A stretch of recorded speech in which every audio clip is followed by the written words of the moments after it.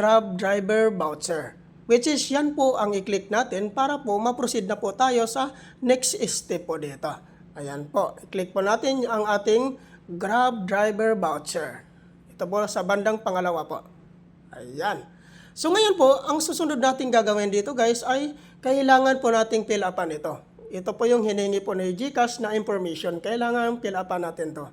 Click po natin yung box. Then dito nakalagay, select amount.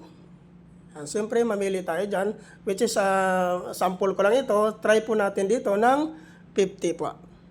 Click po natin yung 50 pesos po. So ngayon po, after natin ma-select yung amount po natin, ilagay naman po natin ang recipient mobile number. Which is ang ilagay nyo dyan na mobile number nyo guys, yun yung ginamit nyo po sa inyong MoveIt account then at saka sa Grab account nyo po. Kailangan iisa lang po yan. Then i-type natin dito ang ating mobile number. Yan. Kailangan guys hindi po kayo magkakamali para po mapadalhan po kaagad kayo ng PIN po ni GCash.